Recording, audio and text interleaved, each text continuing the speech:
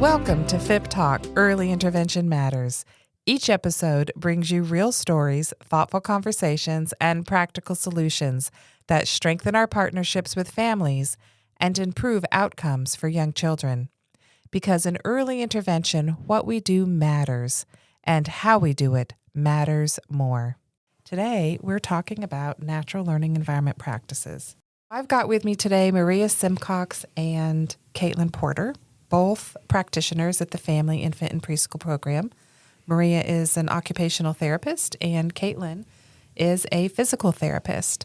Kaitlin, why don't you start off by just telling us a little bit about what natural learning environment practices means? Natural learning environment practices is a way of looking at how we provide services to families. And natural learning environment practices is the way that we deliver services, which centers around family priorities and things occurring in the home, because children learn best, the research shows, in their home, from the people they love, and that's where they can be successful. There are three main parts to natural learning environment practices. The key to teaching a child anything, which is child interests.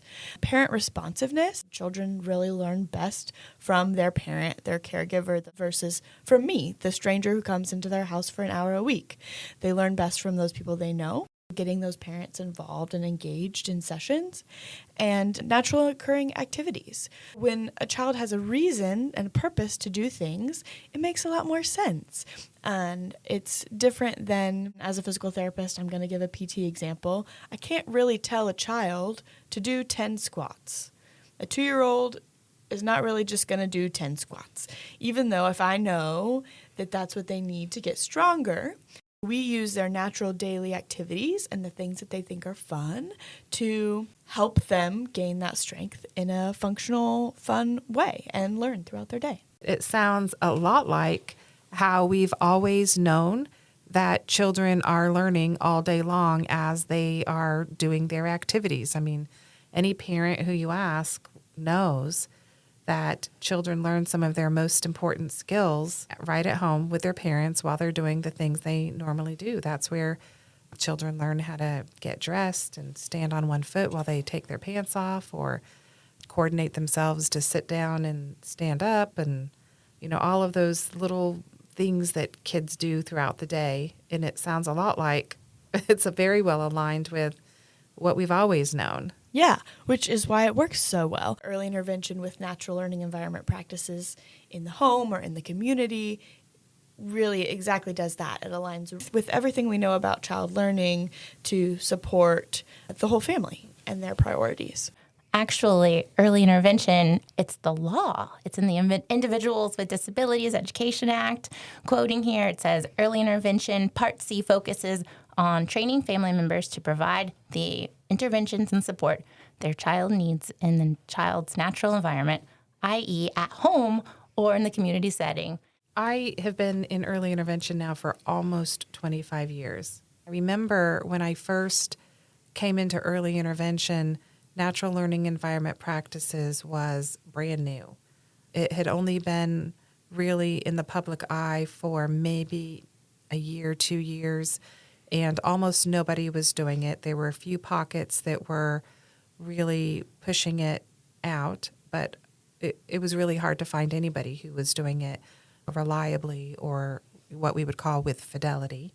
And now it's really the most significant method of implementing early intervention, not just within the United States, but around the world. We're seeing lots and lots of countries that are having an increased focus on natural learning environment practices and having initiatives, trying to provide training for staff to kind of switch over those practices that are of the past, like you just said, Kaitlin, and try this way of doing things. We know that even though for 25 years in the United States, we've been trying to implement natural learning environment practices, and it's taken has a great foothold, and a critical mass has adopted those practices, and it's now become the norm. We also know that not everybody was trained using those practices in their preparation programs and are still in the field, and so have had to learn through in-service training. But we also know that some universities aren't yet teaching those cross-disciplinary practices that everybody can use. What are you guys finding either from the past experiences that you've had as therapists or the work that you're currently doing and the people that you get to interact with in that work? What do you find to be the challenges that people are experiencing as they're trying to adopt natural learning environment practices? And Maria, you're not a new occupational therapist, but you're new to early intervention, right? You came Yes. from an environment where natural learning environment practices weren't used because you were providing occupational therapy in schools. When you started doing your orientation, what was your first impression of when somebody first explained, okay, here's how we do early intervention? This is called natural learning. What was your first impression of, oh, wow?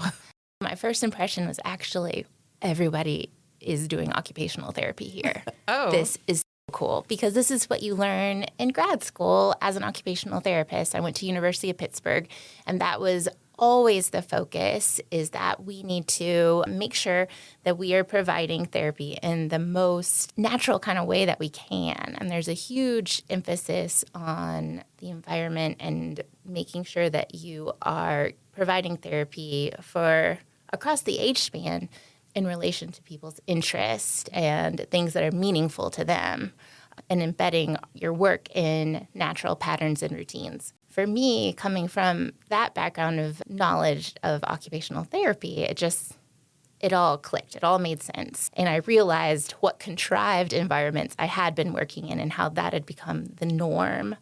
I've also worked in the hospital setting with adults.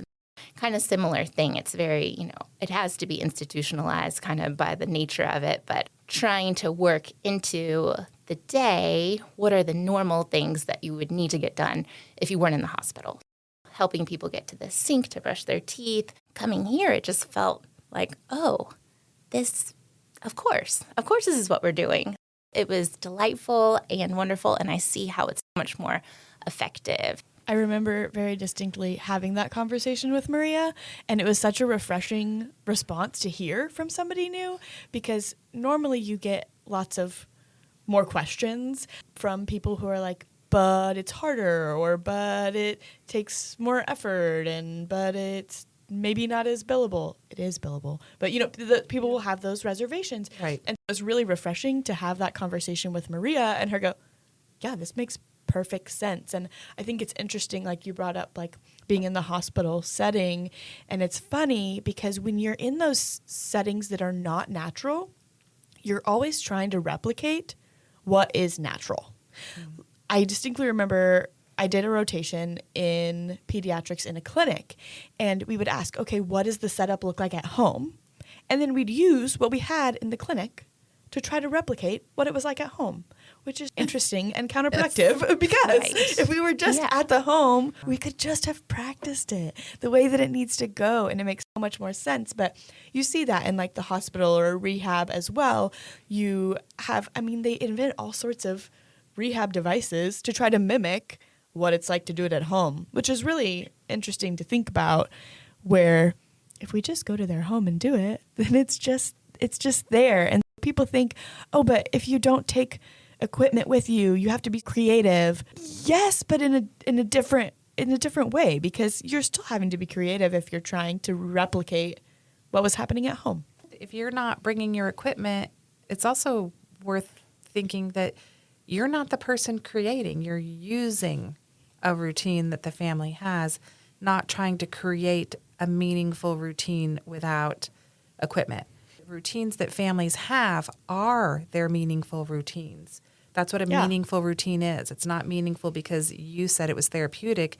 It's meaningful because it's part of the family's function of what they do, and that's what makes it meaningful. And I think it also keeps our days as therapists interesting. Yeah. Like, let's see, in the last week, I've gone bicycle shopping for a visit with a family. I've done toothbrushing, diaper changes. Of course, we've played. But you get to see a lot of unique things that are fun and meaningful and make a big difference in what's happening. When I think back about when I first started in early intervention, my background is in early childhood education. That's what all of my degrees have been in, and all of my work experience has been early childhood education. And for me, the hardest thing to overcome to adopt natural learning environment practices was this notion that the most important work that we could do during the session is help the child play more effectively or more efficiently or learn while they're playing.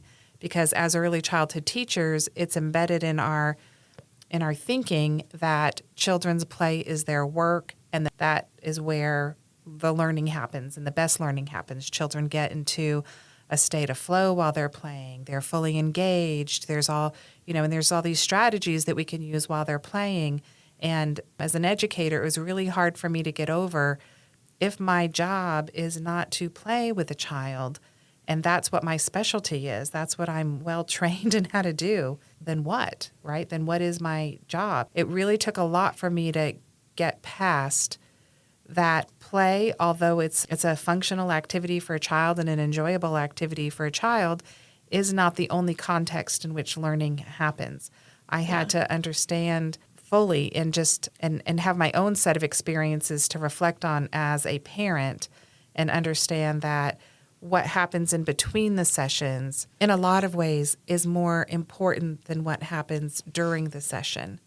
Yeah, and definitely. If the family's not playing between sessions, then the child's not getting the practice that you were hoping that they were going to get. And it wasn't until I became a parent myself that I really understood why it is that parents don't do the exercises that we give them, or they don't spend a lot of time practicing, or they say, yes, we practiced playing that, or I played this with them twice a day, every day.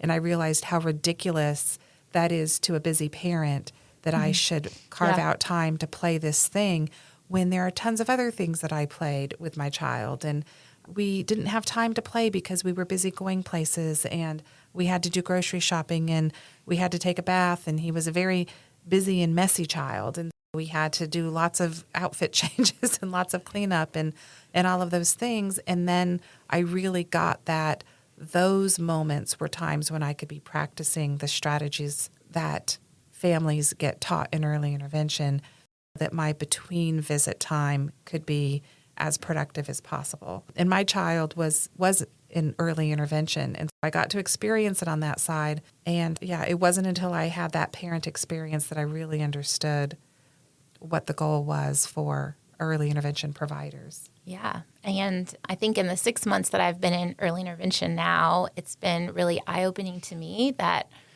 not everybody values playing with their child the same. Yeah. Not everybody spends a lot of time on the floor, doing those kind of play activities. And actually the emphasis or the meaning might be a lot better suited for something like a different routine that they do together. Yeah, the most meaningful part of their day might not be that play. It might be something completely different. Trying to find out what are the values of the family is huge, and finding out what they really need to accomplish. What's been hard? Where can we fit into that?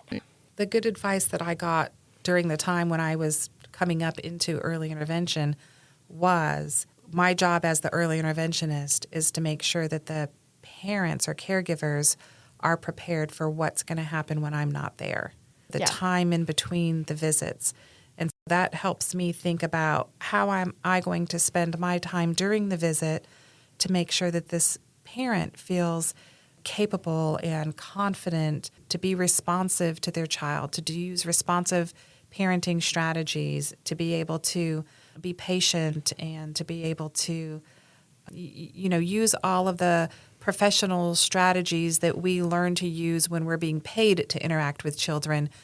And some parents naturally know and use many of those strategies, but, we learned them. We learned them in our preparatory programs, and those are easy things that we can teach parents. We can teach them how to give extra wait time. We can teach them how to provide a little bit of support at a child's elbow. We can teach them how to repeat what the child is saying and extend or expand what the child's vocalization is, or repeat keywords, or how to have shared attention with a child.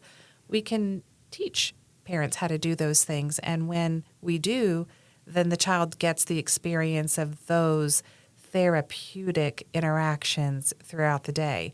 And so then I became really focused on, okay, how am I using my presence to better help this parent? And it came down to me that I really needed to focus on what are the responsive strategies that would help the parent and the child's interactions to be more therapeutic if the parent knew how to use them and when to use them. And then I had to identify, okay, well, what are the activities that make up this family's day? Because we could practice them during the session right there in those activities, and then they'll know how to use them.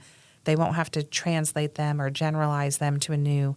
Then it's already right there. Yeah, it's already right there. Then that really helped me focus my practice on what's the everyday activity that we're going to be using, right? And not an everyday activity that my family might do, but an everyday activity that that family does and that they do regularly. The more often they do it, the more often the parent's going to get to practice it and the child's going to get to benefit from it. And so we start with the highest frequency activities and the ones that the family wants help with. They're going to be more motivated to focus in on those. And then we focus on what the parent could be doing during that activity to better engage the child's participation. And we know the more children participate, the more learning that's going to be occurring during that participation. That really helped me kind of overcome my hurdle. But I'll be honest, it took me several years to overcome that hurdle. It was not an easy transition. I think it's interesting. As we're talking about all these characteristics of parent responsiveness, I've sat here and realized that I don't think I've ever called it that, like in a visit. Like I never ever say it that way, but I always explain it in a similar way of like, if I'm here for 1 hour a week, they get 1 hour of intervention. But if I'm here for 1 hour a week and I teach you things, then you can do the things throughout your regular activities. But I think it's interesting that, like, we know it as parent responsiveness, but I wonder, I don't know, I thought it was interesting that, like, thinking through that like, I don't ever say it that way in visits with families, but it's so important for the dosage of the child, whatever the family's working on, to be able to make that progress. And I hear from like friends that I went to PT school with all the time, well, how do you work with kids and how are you patient with kids? And I'm like, well, yeah, I work with kids, but I really work with parents. Yes. Like that's who I really work with, is I work with parents, and I coach parents and I support them, and not always parents, sometimes grandparents, sometimes foster parents, sometimes the babysitter or the daycare provider, whoever. I work with those caregivers. And even though we work with kids, it doesn't always look like working directly with that child necessarily. You're supporting that person who is with them all the time. If you don't have the parent responsiveness and you're not following their priorities and what they want, you're not going to get anywhere. Yeah. Maria, how do you explain to parents what natural learning environment practices are? Or you probably don't even use that term, but how do you explain to parents what early intervention is going to look like, that their mental model going into it matches what you're going to be doing? Basically, I just say, I would like to come at a time where you are interacting with your child, and you interact with your child all day. What would be a good time or activity that you're doing? For example, it might be meal. It might be getting ready for the meal. It might be getting dressed is hard, or diaper changes, or I've had some fun bath time visits here lately. Trying to get in there when they are already doing something together and helping with that routine.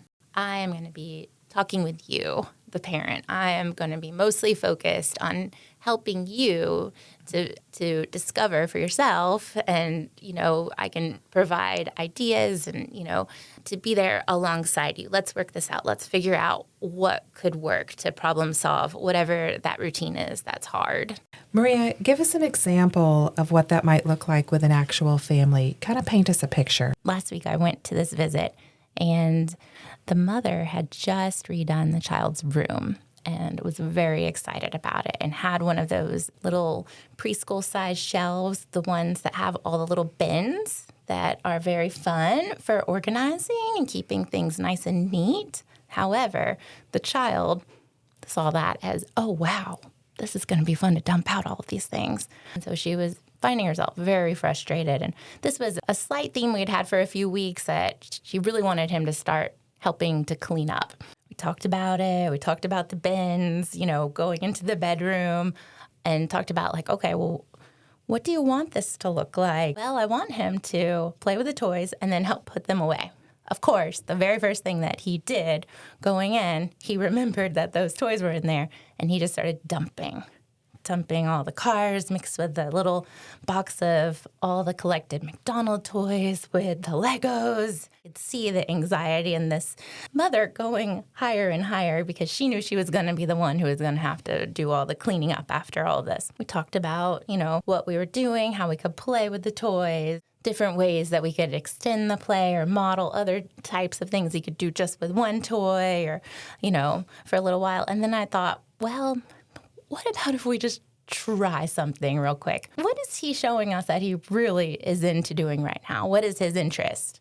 He just wants to dump. He doesn't want to play with the toys. He's dumping. And I said, okay, well, what if we start there? He's showing us that he's interested in dumping. Here we go. And the mother was hesitant. And I said, what if we just try it? Let's just see what happens. And so she held it up by her face, dumped the toys out. Well, all of a sudden, this little guy was like, oh, wow, you get me. And all of a sudden, they were having this wonderful back and forth reaction. And it wasn't just an isolated thing that he was doing by himself, dumping the toys. It was a together activity that they had going on. And they were having a beautiful interaction. And guess what? After she dumped it the second time, he started putting the toys right there in the bin for her to dump it again. And she looked at me like, he's cleaning up. So he was cleaning up for the purpose of dumping it back out again. But that was a step. That was a step towards what she really wanted. So that was a really exciting thing that happened for them. And it was because we took a step back and thought about, well, what is he interested in? Which is one of our parts of natural learning environment practices that we haven't talked about as much, which is child interest. Yeah. What a great example, Maria. And it really highlights what a functional behavior really looks like in the midst of an activity that the family normally does, naturally does every day, and where the parent is being responsive and where the child really gets to do what he's interested in, and the parent is capitalizing on that interest to help the child learn and develop some desired behaviors. It's an excellent example. It really ties together all of the parts of natural learning environment practices that we've been talking about today. It highlights the role of a natural activity that families use as part of their everyday routines. It highlights the role that the child's interest played in motivating the child to participate and in motivating the child to be able to do what the parent wanted him to do. And it highlighted the parent's role in shaping the child's participation in that activity. What the parent does invites the child in, helps the child stay engaged, and shapes the way that the child engages in that activity. And when we're doing natural learning environment practices well, we are pulling on all three of those levers at the same time and really creating magic for the family in the activity that they want as the focus activity. What a great way to end our episode today. Well, thank you for joining us today as we explore the use of natural learning environment practices with Kaitlin and Maria. For more information or to contact us, visit FIPP.org. Be sure to subscribe and share and continue the conversation. If you have thoughts you'd like to share, we would love to hear from you. Because in early intervention, what we do matters, and how we do it matters more.